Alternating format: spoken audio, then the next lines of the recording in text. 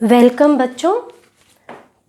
आज हम जो टॉपिक ले रहे हैं वो है क्लास 10th का चैप्टर 2 और चैप्टर का नाम है पॉलिनोमियल्स, हिंदी में जिसे हम कहते हैं बहुपद। तो आपने ये चैप्टर 9th में भी पढ़ा है, इसके बारे में काफ़ी डिटेल में पढ़ा है 9th क्लास में। एक छोटा सा रिवीजन हम करेंगे। तो इस वीडियो में हम एक रिवीजन और बेसिक अंडरस्टैंडिंग देखेंगे पॉलिनोमियल्स और बहुपद के बारे में। तो सबसे पहले बहुपद या पॉलिनोमियल्स होते क्या हैं। तो एल्जेब्राइक एक्सप्रेशन आप जानते हैं, हिंदी में बोलते हैं बीज गणितीय व्यंजक। तो वो एक्सप्रेशन पॉलिनोमियल्स कहलाते हैं किन कंडीशंस में, आइए हम डिस्कस करते हैं। तो पहले मैं एक जनरल फॉर्म लिख रही हूँ, a x raise to power n plus b x raise to power n minus 1 plus c x raise to power n minus 2 plus d x raise to power n minus 3 plus e x raise to power n minus 4 and so on. तो ऐसे कितनी भी terms इसमें हो सकती हैं, ये मैंने जनरल फॉर्म लिखी है किसी भी पॉलिनोमियल की। एक एग्जाम्पल लेके हम इसको समझते हैं। तो एक example 5x raise to power 3 plus 2x raise to power 2 minus x plus 9। तो ये एक एग्जाम्पल है पॉलिनोमियल का। अब अगर आप देखेंगे तो यहाँ पर अगर हम इन दोनों को कंपेयर करें, फर्स्ट टर्म को, x की पावर यहाँ 3 है, यानी n की वैल्यू कितनी है 3, और x की पावर n का कोफिशिएंट क्या है a, जो नंबर x के साथ लिखा होता है वो उसका कोफिशिएंट होता है। तो यहाँ x raise to power n का कोफिशिएंट है a, यहाँ x रेज टू पावर 3 का कोफिशिएंट है 5। तो a की वैल्यू कितनी हो गई 5।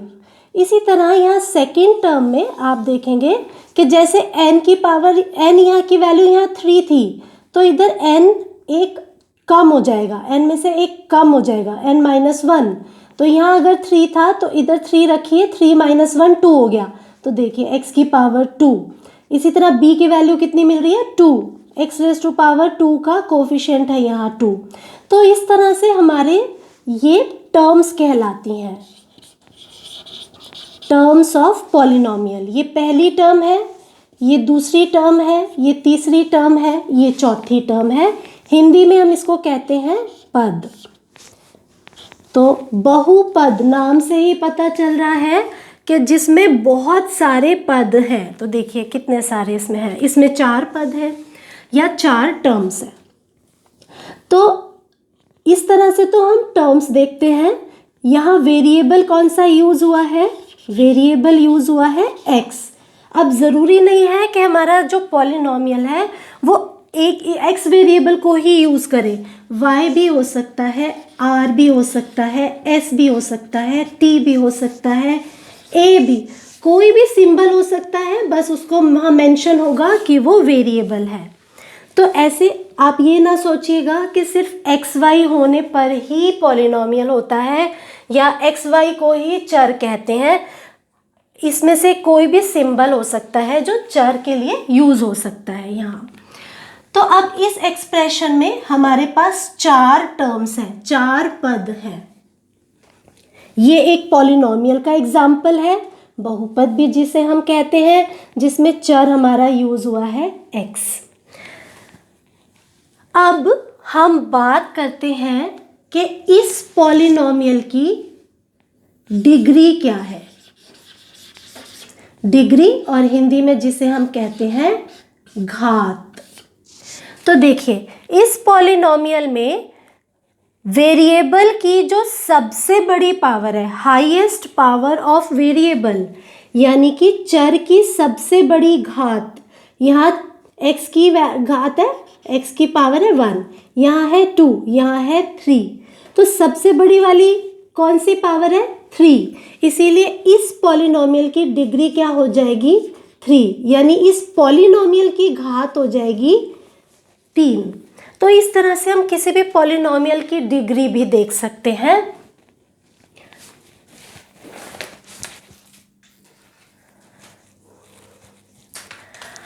अब यहाँ हम अगर देखें ध्यान से तो आपको क्या लगता है, हमारे वेरिएबल x की सबसे छोटी पावर क्या है?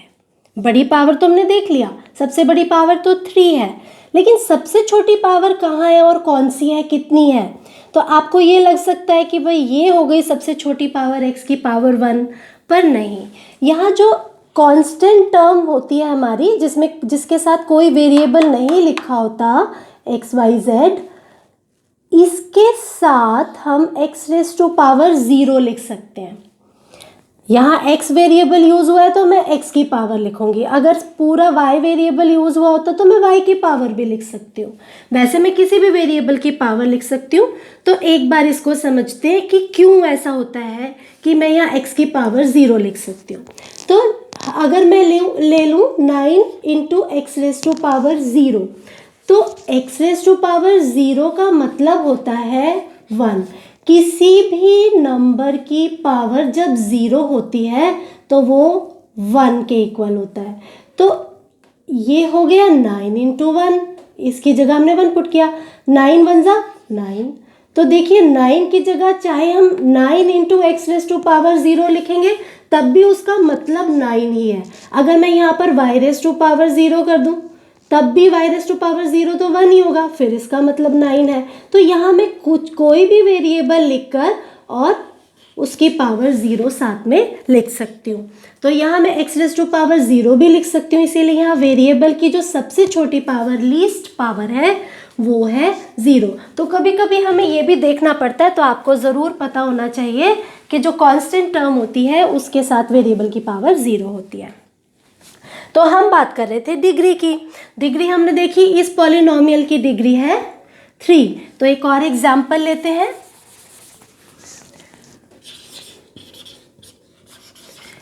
तो ये जो पॉलिनोमियल है इसमें डिग्री कितनी होगी? तो यहाँ x की पावर हो गई 0, ये छोटी पावर है, और सबसे बड़ी पावर कितनी है 1, तो इसकी डिग्री कितनी हो गई 1। तो इस पॉलिनोमियल की डिग्री है 1। तो ऐसे ही पॉलिनोमियल की कोई भी डिग्री हो सकती है, और इस पॉलिनोमियल को ज़रूरी नहीं है ऐसे ही लिख सकें। आप x की पावर 2 वाली टर्म पहले, 3 वाली बाद में भी लिख सकते हैं, लेकिन स्टैंडर्ड फॉर्म में कोई भी पॉलिनोमियल जब लिखा जाता है तो हम उसकी या तो असेंडिंग पावर में लेते हैं उसको, या डिसेंडिंग पावर में लेते हैं। यानी या तो हम सबसे बड़ी पावर से छोटी की तरफ जाते हैं या सबसे छोटी पावर से बड़ी की तरफ। बट आपको मोस्टली बुक्स में, बल्कि मैक्सिमम बुक्स में आपको यही मिलेगा कि हमेशा पहले हाईएस्ट पावर और फिर डिक्रीज़ करते जाते हैं पावर, और ये हमारी स्टैंडर्ड फॉर्म में एक पॉलिनोमियल को रिप्रेजेंट करने का तरीका है। तो अभी हमने ये देखा कि पॉलिनोमियल किसे कह रहे हैं हम। इधर एक दो चीज़ें और इम्पोर्टेंट क्या है, साथ साथ हम ये भी देखें कि कब हम इसको पॉलिनोमियल नहीं कहेंगे।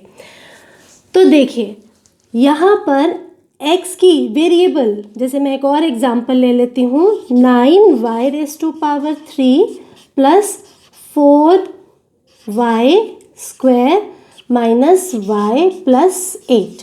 ठीक है, अब इस पॉलिनोमियल में जो वेरिएबल की पावर है वो है पॉजिटिव, यहाँ 1।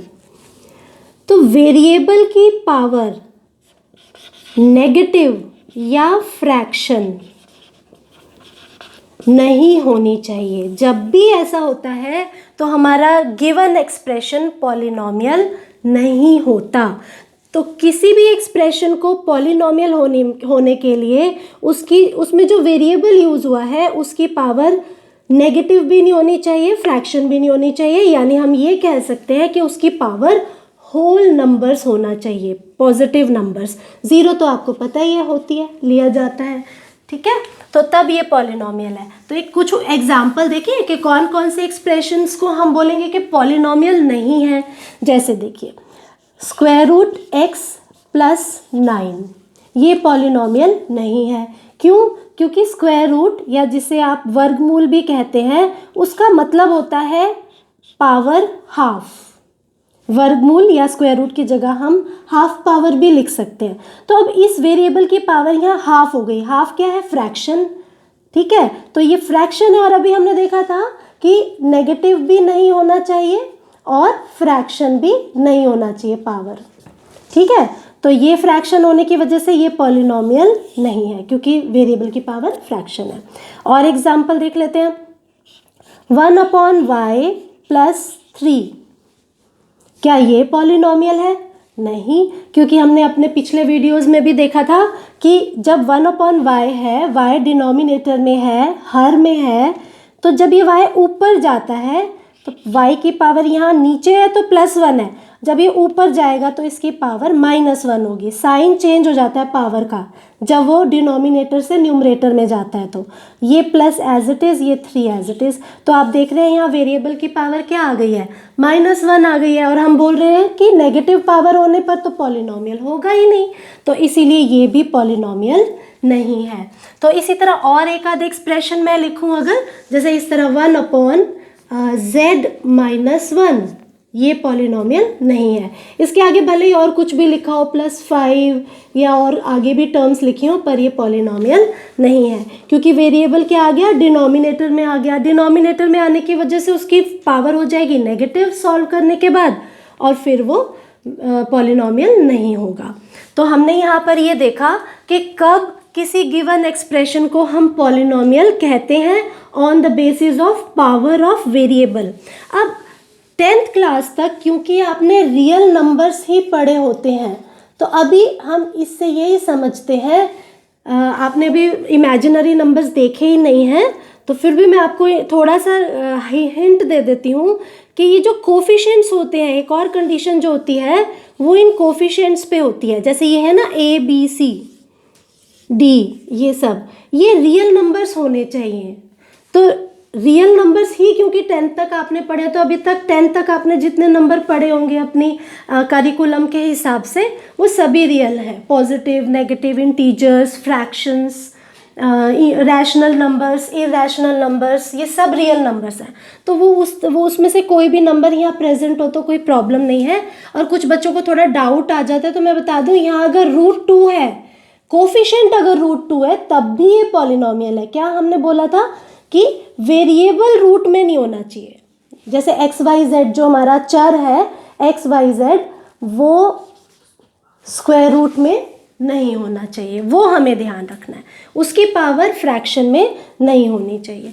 तो हमने इसमें ये देखा, इस वीडियो में हमने ये डिस्कस किया कि किस तरह के एक्सप्रेशन को हम पॉलिनोमियल कहते हैं और कौन से एक्सप्रेशन या किस वजह से कोई एक्सप्रेशन पॉलिनोमियल नहीं होता। तो और इसकी डिग्री क्या होती है वो भी हमने देखा। तो थैंक यू बेटा, thank you so much, God bless you.